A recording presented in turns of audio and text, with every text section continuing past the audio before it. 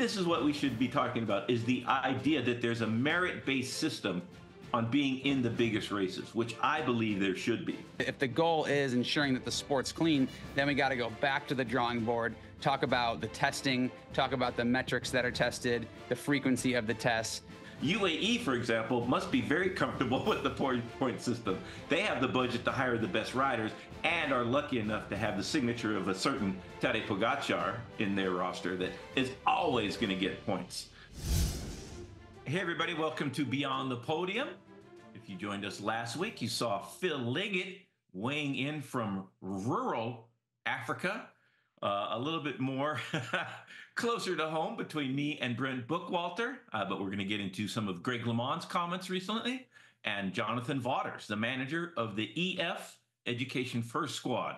Brent Bookwalter, welcome, and let's first talk about Greg LeMond and saying recently that transparency would go a long ways in reassuring people that what they are watching is authentic, especially when you see the times being put up on the climbs in the Tour de France, a specific mention. But Greg LeMond mentioning he would like to see hematocrit and VO2 max data released and a test done twice a year on all the athletes in the World Tour, just to reassure the public that what they're seeing is authentic, although I'm not sure that that would be the most perfect solution to that.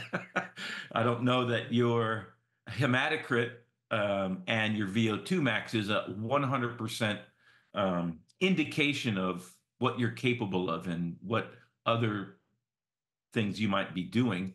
That honestly, there's been a lot of speculation. So to Greg's point, that what we're seeing with Tadej and Jonas and all the other superstars, Primoz, Remco, what we're seeing, especially when you look at the times, and they are going faster than riders from the most recent era in cycling, when a lot of the nefarious, to be honest, drug taking with some of the record setters, especially Marco Pantani, and it took a long time for those times to be beaten. And then suddenly it's like exponentially faster. So let's not focus so much on all the factors that could lead to that, which are almost infinite, but let's focus on VO2 max and hematocrit as a definitive way to know if somebody's cheating or not. Oh, Bob. Hey, first, it's good to be back here with you after the USA Thanksgiving holiday. Great to see you again, Bob. And yeah, I'm still digesting all that turkey, but we will use this chance to aid our digestion with a little technical talk. Hematocrit, VO2 max. You know, when I think of VO2 max, I think back to my career, and I think I only tested my VO2 max maybe twice my entire career, from when I was a junior, through the completion of my career. And it was always viewed as a sort of potential indicator, but it didn't really have value in terms of what it could provide to me or my team to know it. It's like what your base set of what you're dealt with, and it can indicate potential. But VO2 max is a test is also a bit burdensome and cumbersome to also do. So the idea of having riders do that twice a year, I know as a rider, I would never want to do that. I definitely see what Greg is saying in terms of the value. I think his ambition is coming from a good place and wanting to understand the sort of fundamental makeup, the physiological potential of what these modern day superstars have underneath the hood. As you said, the feats that we're seeing now are in many ways like larger than life. They're out of this world. But when we go back and sort of analyze the differences, then versus now comparison, the stops are just being pulled out, reinvented, the resources, the way performance is approached, it's totally different. The equipment's better, the speeds are faster, the training, the nutrition, things are, it's a laboratory out there on wheels in terms of the exacting and extracting small percentages of performance that are adding up to these new heights. So I don't see the value of doing a VO2 max and publishing hematocrit, those specific numbers. And the reality is now with so much data embedded in these performances and used by the teams, it's going to be impossible to get public to release publicly every element, every piece of info. We're talking obviously the watts, the heart rate. They're looking at their blood glucose. They're looking at their internal body temperature. They're looking at their blood values. So no matter how many metrics you publicize and release from a rider, there's going to be more that are still, left underneath, confidential within the team. You're probably not going to get all of them. So it's a bit of like a wild goose chase, I'd say, to be trying to get all the info all the time from everyone. I just don't see it as being realistic. I appreciate the ambition and this sort of goal of wanting to, really connect the physiological potential to these performances that we're seeing now. But I don't see the solution lying in only a hematocrit and only a VO2 max.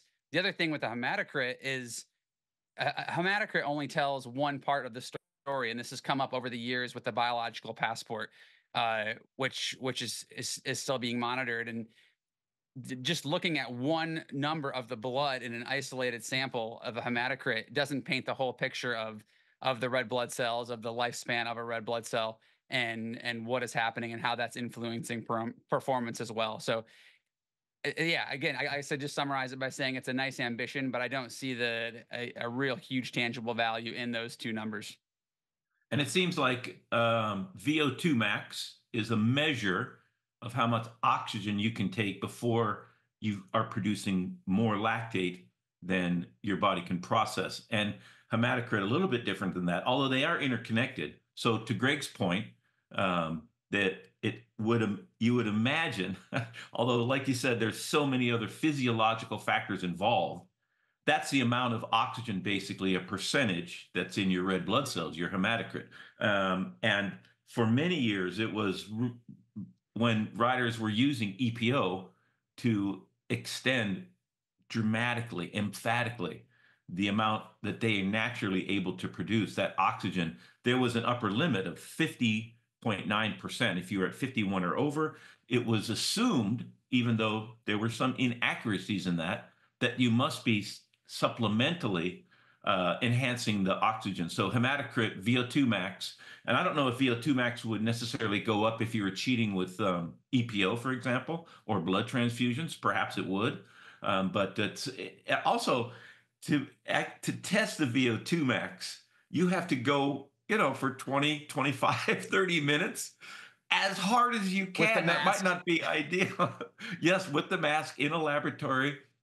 So it doesn't seem practical, and it wouldn't probably be a part of most guys. Maybe in the off season you could do that, but in the middle of the racing season, it seems like that's as hard, if not harder, than the average race that the guys are going through.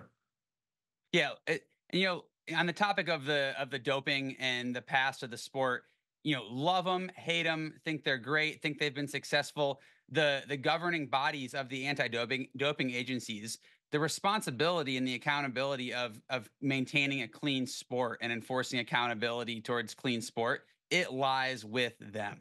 So whether we think they're doing a terrible job or a really good job, that ultimately is their role. And that's what they're tasked with. And I see this as there's like a public information, sort of like entertainment aspect to some of this information. But if what we're really after is ensuring clean sport and trustworthy performances, then we've got to go to them, and that is their role. I don't work for them. I wouldn't want that job. It sounds very terribly hard. They've been up against it with pro cycling, with really any endurance sport in general. It's a heavy load to carry, but that is their responsibility. So if we're going to talk about if the goal is ensuring that the sport's clean, then we got to go back to the drawing board, talk about the testing, talk about the metrics that are tested, the frequency of the tests. And speaking personally from my own experience racing in the past 20 years, I was tested a lot. I was a guy that wasn't winning hardly at all, and I was still getting tested. I've been retired for almost 3 years now. I'm still having those like nightmares, those that waking up, thinking like, oh, did I update my whereabouts? Did I update my whereabouts? Have I let the drug testers know where I am? Or that you hear a noise at 5 o'clock in the morning and it's like, oh no, here they are. Now I got to wake up, start my day, miss my precious few hours of sleep and, invite this stranger into my house to watch me pee and take a bunch of blood. So that's still happening. So as cycling fans, I think we have to put some level of trust in that governing body, in those agencies, and proceed accordingly, and hope that they're doing what is needed to ensure safe competition. Do you have any thoughts on the TUE program, if that should be made public? I feel like we should at least know the products that with a therapeutic use exemption you're allowed to take, and who's being allowed to take what and for what reasons. I think that might be an interesting part of the equation also. Yeah, Bob, I think that's a great idea. I think having a bit more clarity and transparency around the TUE process, and who has them, what substances they're for. I know as a rider personally, I would have been fine to release some of that. The couple times in my career where I had bad enough bronchitis or a bee sting with an inflamed, swollen neck from a bee reaction, I had to get a TUE to take a steroid to calm that down. My team benched me. I couldn't race.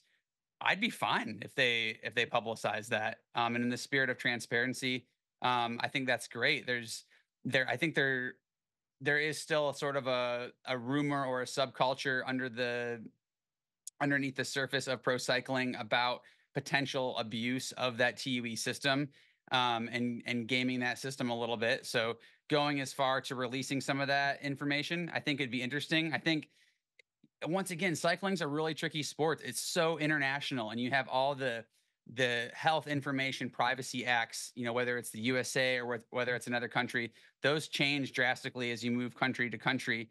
And then we're getting into a question of what rights are you entitled to? If being a pro athlete, does that mean that you then don't have the same health information privacy rights as another citizen? And some people would argue that, hey, that's the burden of being a professional performer and entertainer, and sports person, is that you give up that right and that privilege.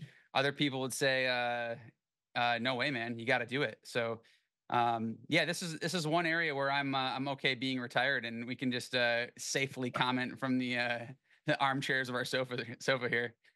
I mean, in all honesty, it's essential that if you have something that needs to be treated, even if it's on the list of banned substances, that's the TUE, the therapeutic use exemption system. Very complicated, but I think that we could work on that transparency, and we don't need to know what everybody's been granted, and so but understanding the process more a little bit, and having a list of products that are allowed that otherwise your health might be impacted by that. Yeah, undoubtedly, and some of that is for the rider's own health. There's if a medication is needed to be healthy, then we're prioritizing. Then we're back into the baseline of what is good for general health and well-being.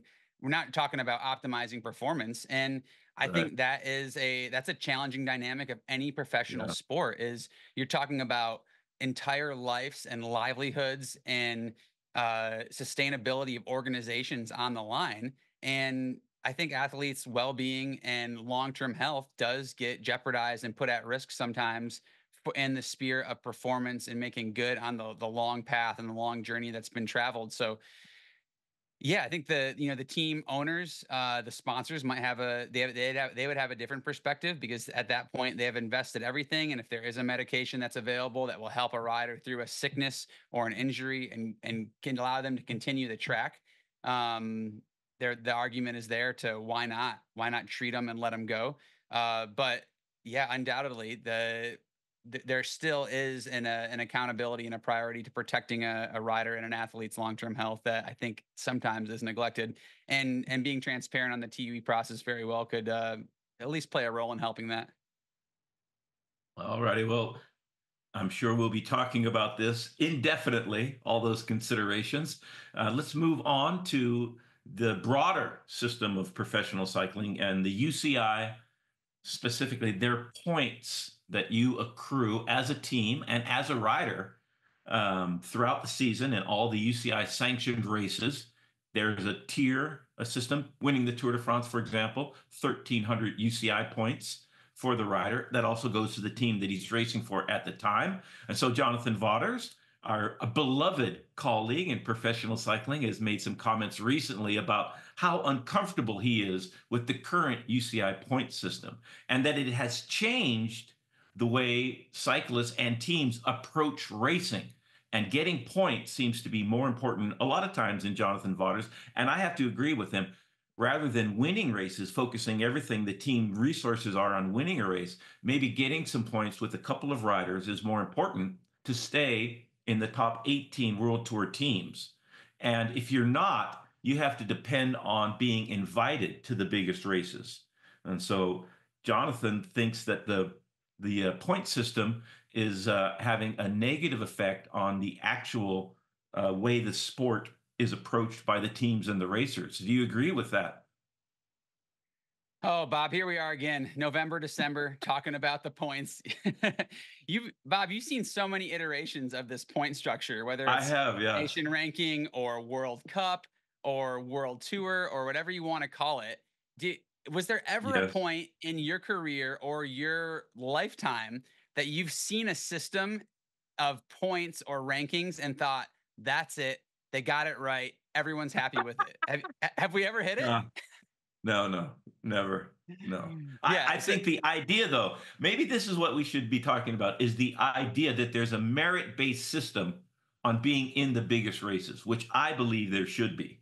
Now, how that UCI handles that and how comfortable the teams are with that. UAE, for example, must be very comfortable with the point system. They have the budget to hire the best riders and are lucky enough to have the signature of a certain Tadej Pogacar in their roster that is always going to get points. So Jonathan Vaughters maybe doesn't have that caliber of rider. Nobody does.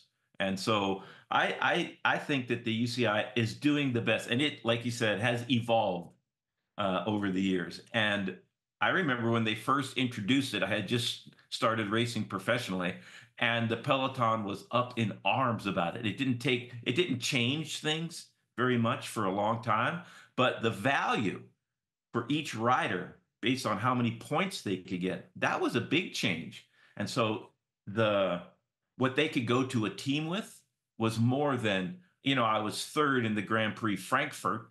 I'm 27. I have got a lot of potential. It was an actual number that they could put value on. And so the more successful riders with more points were paid more. And so that's maybe a part of the equation that Jonathan Vaughters would rather not consider. But for the riders, I think the point system over the years has at least enhanced what they can say to teams as far as value. Now, when you're fitting yourself into the team's ambitions and you have your own to get points, that might change how you race a little bit. But like you said, it's definitely not perfect, but you have to have something that puts a numerical value on people's efforts, and how that translates into the marketplace is an important part of cycling. And I think correct me if I'm wrong, what Vaughters is mostly concerned about is being invited to the Tour de France. And so you're automatically invited if you're one of the World Tour teams. But then after that, the chances that you're a French team are a lot greater to get invited to the Tour de France. And that's what pays the bills these days, which is the same as it always has been. Yeah, Bob, absolutely. I totally agree with what you said about there's got to be something. It's the UCI, it's the world governing body. There's got to be some sort of ranking. And, they're accountable to a different sort of like rules or consumer than each of these teams are. Each of these teams has a unique set of sponsors that have different desires or different goals, different levels of resources. So yeah, in terms of the UCI, like they have to have something. And I'll agree with you in that it's a more interesting, improved, optimized version of points now during many years of my career. There was a period of my career where the World Tour was calculated on only a top few riders' points within a team. So if you were one of the designated, I forget what it was, 5-point getters on the team, then your points would count. Everyone else, it didn't matter how many points you had. If you were below the threshold of the top 5, your points didn't count. So for a rider like me, that was terrible. I was just relegated to grunt worker and eternally being there. It's like didn't matter if you were if I could show up and win a race or two in terms of the points, I was not going to be in the top 5, top 6 hierarchy of the team. So essentially my points didn't account for the team and they were really worth nothing. At least now there is more value. There is a metric that can sort of factor into the market. And then really it's up to each individual team to decide what that means to them. It's just like being a racer. Um, at the beginning of the year or the beginning of your career, you decide what's important to you. Is it how are you motivated? Are you intrinsically motivated by the joy and the fun and the passion of riding your bike, the exploration and adventure, or are you motivated by the big contract, being on TV, you getting the most points, having the biggest contract, being on the best team? Each one of these teams has to do the same thing. Each one of these teams has to look at the business side of it, the economic side of it, what is important to them, what is important to their stakeholders, and then they decide what's important. And I appreciate JV, Jonathan Vaughters, for being very clear on that. He says that it's not important to him. It's not important to his sponsors. They don't care if they have a rider that's 4th, 8th, and 12th. Well, then that's awesome. That's great for us as fans. Then that means they're going big. They're racing for the win. They're racing for that KOM jersey at the Tour de France, which is so exciting to watch. And I love that. And they can do that. And in general, they do that. They go about their business and they're generally safe within that World Tour hierarchy to have their license renewed. Yeah, it could eventually sort of cause them to slide down the rankings as they did a couple of years ago, and then they had to really race and scrap and go back to racing just for points and line scabbing and bike throwing for 15th place, which I know Jonathan Vaughters hates. A lot of riders hate racing that way too. But if you have to do that, at the end of the season, once every few years, just to stay in that bubble, keep yourself in the conversation and the inclusion during the Tour de France, that I think that's a small price to pay in terms of what the alternatives for what the ranking system could be. So I think we're chasing something that's elusive here, and that it's not going to be perfect. There's no way we're going to please everyone, every team, every rider with the ranking system. I do think it's better now than it was 10 years ago. But we're never going to make anyone happy. And I love that there's teams like that, like Jonathan Vaughters, his team, where they're going out and racing for the win. They're going big, racing for the breakaway, and they're not racing for 8th, 12th, and 15th. But on the other hand, if you have a sponsor, if you have a team, and I remember even when I raced for BMC Racing Team, Andy Reese, it was really important to him. He wanted to be the best ranked team in the world. So then that we shifted our values, we shifted our priorities, and it was like, you know what, guys, like we got to support our team leaders and we're going to try to get them to win. But once you're done, you're not sitting up thinking of the next day. You're going all the way to the line, grabbing all the points that you can get. And that's up to each individual organization on how they use their resources. And it seems like it's a little bit of an exaggeration to say that the point system is ruining cycling by JV. That's maybe a little bit of hyperbole when cycling seems to be more popular worldwide than it's ever been in the history of the sport. So whatever the point system is, might be working a little bit. I think it's working. And even he said it's not changing how he races and how they race. He said, he's entitled to that opinion. He doesn't like it. He hates it. He thinks it's a load of garbage. That's fine. And I say, thank you, JV. Don't change how you're racing because we love it. But other teams, it is important to them. They do want that World Tour ranking so they can race how they want to race too. And everyone can proceed to go accordingly. And then everyone's in the tough situation every few years as we're looking at what team could go down, what team could come up. That I think that's an interesting conversation. I like that some of these second tier teams, they have a chance to crawl in, to motivate, to jump in.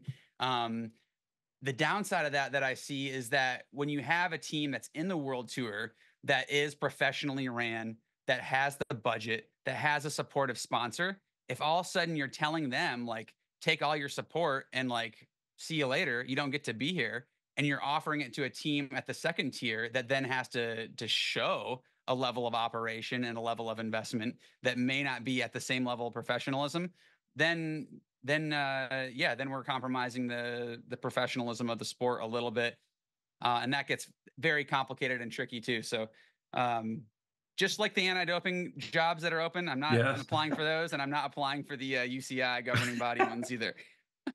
Well, thankfully, racing will start before too long with the Tour Down Under. So these considerations during the extension of the silly season, we'll have some other things to focus on. But when it's the off season, it's interesting to talk about this stuff. So thank you very much, Brent, and everybody out there. Thanks for joining us, and we will see you soon again on another episode of Beyond the Podium. Thanks, everybody. Thanks, Brent. Thanks, Bob. Enjoyed it. For all your cycling content year-round, subscribe to NBC Sports YouTube page. We got it all.